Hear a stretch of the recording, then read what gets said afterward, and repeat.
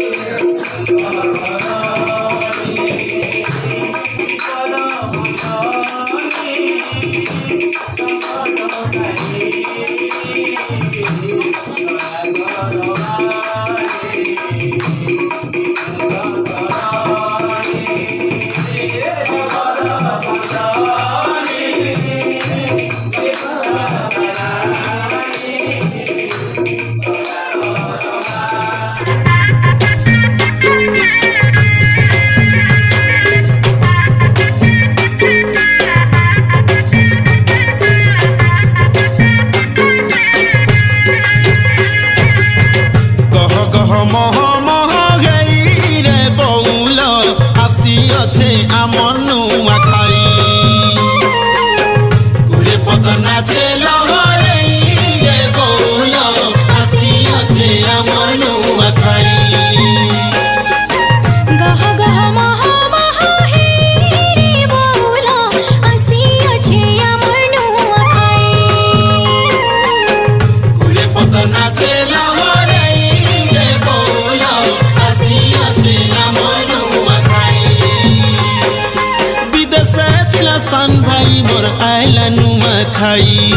घर बसिया के पिंधन कोटा बुझे के आला बुझी विदेशे खिला सान भाई मोर आयला नुआ खाई घर बसिया के पिंधन कोटा बुझे काला बुही गेलहेई पिंधमी बोली आसी धाई धाई रे बौला आसी अच्छे आमर नुआ खाई गह गह मह मह रे बौल आसी अच्छे आमर नुआ खाई कुरे पद नाचे लहरे रे बौल आसी अच्छे आमर नुआ खाई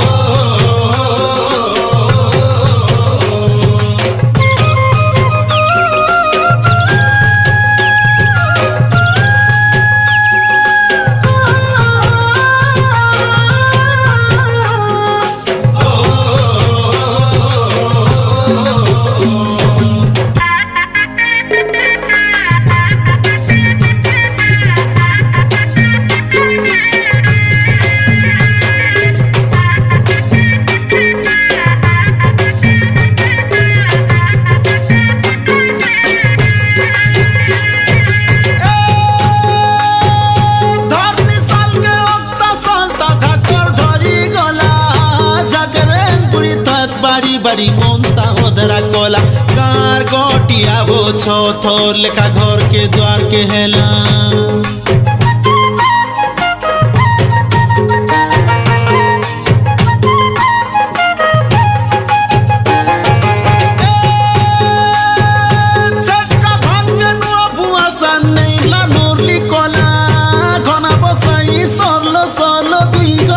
मारी देला चूरा कुणा के हो डुबला सीमसान कुना के नेला भूदवासर पंचमी तिथि नुआ खाई तिहार सांसान के गेल सरदा बड़मान के जुहार भदौवसर पंचमी तिथि नुआखाई तिहार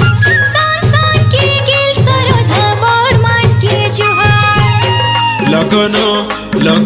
फिटकी गले गे पुताई ताई रे बौल आसी अच्छे आम नुआखाई गह गह मग मग गई रे बौल आसी अच्छे आम नुआखाई कुरे पत नाचे लहरे रे बौल आसी अच्छे आम नुआखाई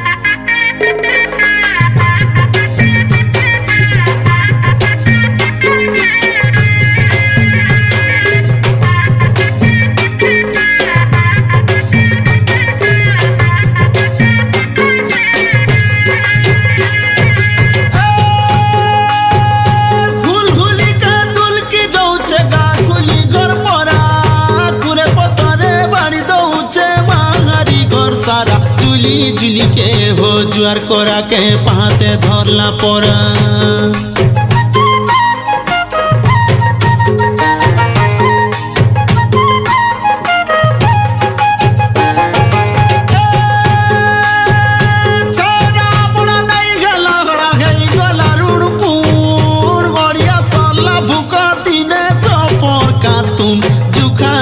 आनी देशवाली पीठा कांजे पल्लू तुम दादी पड़ू हो रची देले गुटे कथा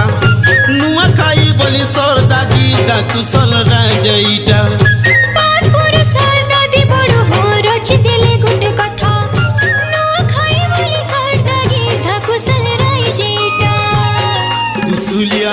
कुसुलिया गुटे जीवन गई रे बौल आसी अच्छे आम नुआखाई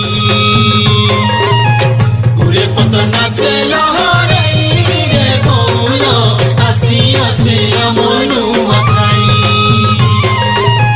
साह आमर माँ समलई रे बौल आसी अच्छे आम नुआखाई आसी अच्छे आम नुआखाई